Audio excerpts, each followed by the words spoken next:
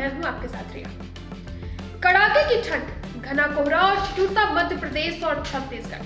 सड़कों पर रेंगती गाड़ियां, स्कूल जाते कांपते बच्चे और पहाड़ों पर जमती बर्फ। पचमढ़ी से ओस नहीं बर्फ जमी। नौगांव में पारा 1 डिग्री तक लुढ़क चुका है और बड़वानी में कोहरे ने एक जिंदगी छीन ली। देखा इस पर रिपोर्ट। मध्य प्रदेश इस वक्त कड़ाके की ठंड, घने कोहरे और शीतलहर की सबसे भयावह मार झेल रहा है, जहां सोमवार सुबह पूरे प्रदेश में सीजन का अब तक का सबसे घना कोहरा देखने को मिला और हालात इतने खराब रहे कि कई जगह विजिबिलिटी 10 से 20 मीटर से भी नीचे गिर गई। राजधानी भोपाल में तो हालात और भी गंभीर रहे, जहां सुबह घना कोहरा छाया रहा और सड़कों पर चल रहे वाहन चालकों को दिन में भी हेडलाइट जलाकर चलना पड़ा। मौसम विभाग के मुताबिक यह इस सीजन का सबसे घना कोहरा है और आने वाले 2 से 3 दिनों तक हालात ऐसे ही बने रहने की आशंका है।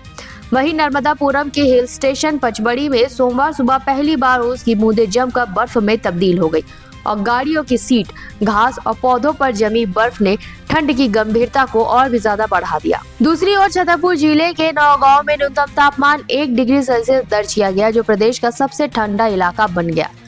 शीतलहर और कोहरे की वजह से जनजीवन बुरी तरह से अस्त व्यस्त हो गया है और सड़क, रेल और हवाई यातायात बुरी तरह से प्रभावित हुए हैं। इंदौर एयरपोर्ट पर लगातार तीसरे दिन उड़ानों पर असर पड़ा, जहां पहली फ्लाइट करीब 2 घंटे की देरी से उतरी और 10 से ज्यादा फ्लाइट्स घंटों लेट रही। वहीं मुंबई आगरा नेशनल हाईवे के बिजासन घाट और सेंधवा क्षेत्र में घने कोहरे के कारण वाहनों की रफ्तार बेहद धीमी हो गई। इसी कोहरे ने बड़वानी जिले में एक दर्दनाक हादसे को जन्म दिया, जहां सांची दूध का टैंकर अनियंत्रित होकर पलट गया। इस हादसे में हेल्पर कन्हैया लाल मुजालदे की मौके पर ही मौत हो गई, जबकि ड्राइवर गंभीर रूप से घायल हो गया। हजारों लीटर दूध सड़क पर बह गया और एक बिजली पोल भी क्षतिग्रस्त हो गया। मौसम की मार का सबसे ज्यादा असर बच्चों पर पड़ता नजर आ रहा है। इसी वजह से प्रदेश में 19 जिलों में नर्सरी से लेकर 8वीं कक्षा तक के स्कूलों में छुट्टी घोषित कर दी गई है। इंदौर, उज्जैन, मंदसौर, शाजापुर, विदिशा, ग्वालियर, रायसेन, आगरमालवा, भिंड, टीकमगढ़, नीमच, रतलाम, राजगढ़, मंडला, जबलपुर, दमोह, डिंडोरी सहित कई जिलों में 2 से 3 दिनों तक स्कूल बंद रखने के आदेश जारी किए गए। वहीं भोपाल और धार में स्कूलों की टाइमिंग बदल दी गई है, लेकिन इसके बावजूद अभिभावक और बच्चों का कहना है कि बसें और वैन पहले की तरह ही सुबह जल्दी आ रही है, जिससे बच्चों को ठंड में निकलना पड़ रहा है। ठंड का असर सिर्फ स्कूलों तक सीमित नहीं है, बल्कि अस्पतालों की ओपीडी में भी मरीजों की संख्या तेजी से बढ़ रही है।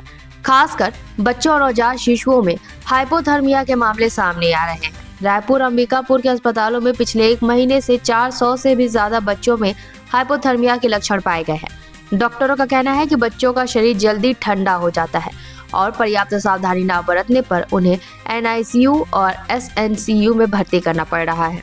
सरगुजा संभाग में हालात और भी ज्यादा चिंताजनक है। यहाँ मैनपाट, अंबिकापुर और आसपास के इलाकों में घास और पौधों पर ओस जमकर बर्फ बन गई है। विजिबिलिटी 10 मीटर से कम हो गई है और लोगों को दिन में भी अलाव जलाने पड़े।